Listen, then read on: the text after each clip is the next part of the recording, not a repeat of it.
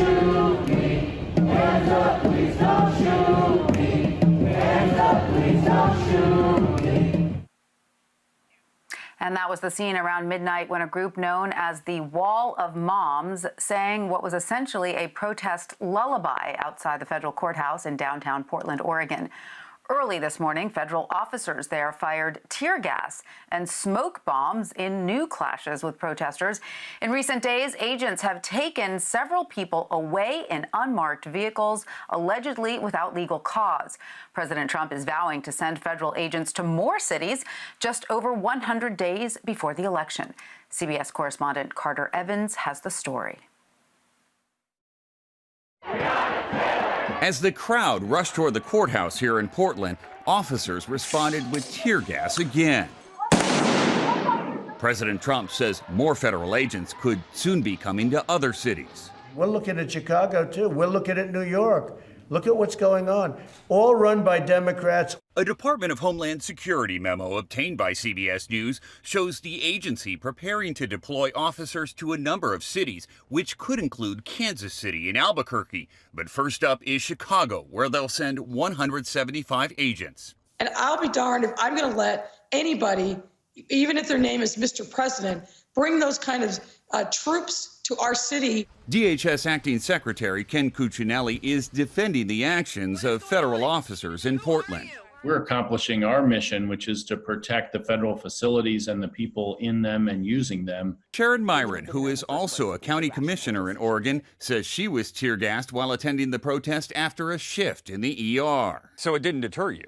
Didn't deter me. It made me, in fact, want to go back. Our city has been turned into a war zone intentionally. Navy vet Chris David, seen here in the middle of Saturday's chaos, says he was asking federal agents whether they were violating their oath to the Constitution. Their response, he says, broke his hand. This community is being intentionally disrupted. And I think we can all see that if we don't get this to stop, it will spread to other cities.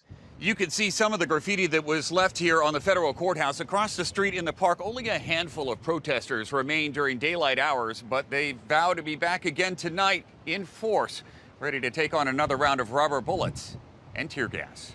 Carter Evans, CBS News, Portland. And Zolan Kanno-Youngs is the Homeland Security correspondent for the New York Times, and he joins me now. Hi, Zolan. Thank you so much for being with us. Who are these agents exactly? Protesters on the ground saying they did not identify themselves. And do they have the legal authority to be pulling protesters into unmarked vans against the wishes of city and state officials? I mean, I'm sorry, but to the outside observer, this doesn't look very American. So the officials that are there, the federal officials that are in Portland right now, involve officials from the U.S. Marshal Service, as well as tactical agents from Customs and Border Protection, as well as special teams from ICE as well.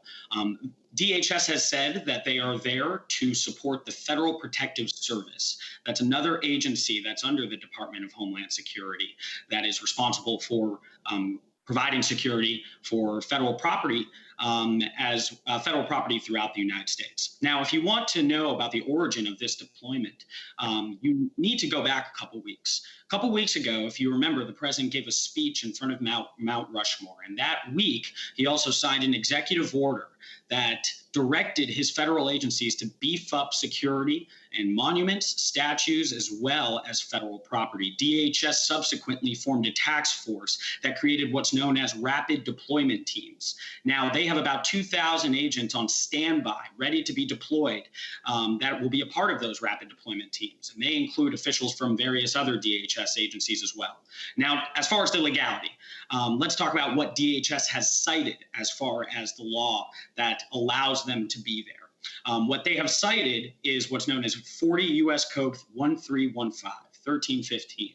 And under the Homeland Security Act, that law says that the Homeland Security Secretary, in this case, acting secretary, has the ability to deputize agents within the Homeland, the entire department. So whether it be CBP or ICE, to deputize them to go and assist in protecting federal property. Now, here's where the question comes up. When you talk about agents going away from that federal property, and we hear reports like we have heard from our reporters on the ground talking to protesters that are involved in these demonstrations, is the effort of an agent to go away from federal property and detain somebody and put them into an unmarked van, is that protected by this law that specifically addresses protecting federal property? That will be the question going forward. Now, I should say that a part of that law also does say that those agents can conduct investigations into crimes against federal property or federal officers away from federal property. But then the question comes up, what is your bar? What is your line? What is your standard for that investigation? Is it detaining somebody and putting them into a van, and how far away from federal property? It's so interesting. I wonder if we're starting to run up against sort of the civil rights violations that some of the, open-ended Homeland Security, mandates that happened after 9/11. Now we're running up against where that can go when it's unchecked. Well, we've already seen pushback. The Attorney General for Oregon has filed a lawsuit addressing the tactics of the agents that are on the ground. We've seen, obviously, demonstrators calling attention to this. But DHS is saying that those agents on the ground, that they have no intention of pulling them out.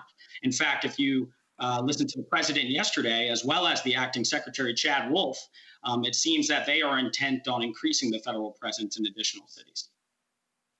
Well, I'm glad you brought that up, because I was going to ask you next about the memo that the New York Times obtained that was prepared for Acting Department of Homeland Security Secretary Chad Wolf about the training of these federal agents. Can you tell us more about what you learned from that memo? Of course. So we obtained this memo. It was prepared for the acting secretary as well as the acting deputy secretary, Kenneth Cuccinelli, for Mr. Wolf's, Secretary Wolf's visit to Portland. And if you look at Section C of this memo, it says, and I quote, "The highly skilled tactical teams assigned to support the civil unrest and riots do not specifically have training in riot control or mass demonstrations." We know that some of these tactical agents are from a unit called BORTAC, which is a Customs and Border Protection team. Now, DHS has pushed back against this. They have not denied the authenticity of this memo. They have not denied that. They have said that BORTAC has sufficient training due to the fact that they are often deployed to the border and will be responsible when migrants and what have you will come to ports of entries. But we also know that these teams are more often assigned to pursue investigations, very high intensity investigations that address drug cartels and drug smugglers. That memo also noted that the FBI and the Secret Service are assisting with investigations in Portland, and as well as Homeland Security investigations. And those are the agents, the special agents, HSI, that that reports yesterday said will be deployed to Chicago as well. What if there's a sort of a PR battle over how these demonstrations are being portrayed to the larger American public? Because as justification for the deployment of federal agents, President Trump is claiming the city of Portland has lived under, quote, 50 days of anarchy. But I do want to show you this article posted Saturday from the Oregonian arguing that the images we see are limited to one small area. Now, of course, you're coming to us from D.C., but how have the reporters you work with in the ground, in Portland, on the ground, described life there these days? I'm glad you brought that up. We have Sergio Olmos as well as Mike Baker on the ground in Portland while I'm in D.C. and talking to the various demonstrators there, as well as just bearing witness and being on the ground. Look, there's no doubt that there have been acts of graffiti on federal property. It was in one of our reports the other day that there was a fire started in a police union headquarters. DHS produced a list saying that there have been water bottles thrown at agents and as well as rocks and what have you. But if you talk to people on the ground and you're on the ground there, then what people are saying is this is rather contained to certain locations of Portland. Today, my colleague Mike Baker has a story up right now in which he notes that people in Portland and other parts of the city are still boating in the river. They're still attending diners as well. And if you talk to many of the residents there, they would say that the portrayal that the entire city is under siege just isn't accurate at this time. All right, so important to get accurate reporting coming out of Portland right now. And Zolan Kanno-Youngs, thank you so much for assisting in that effort and joining us today. Thanks very much for having me.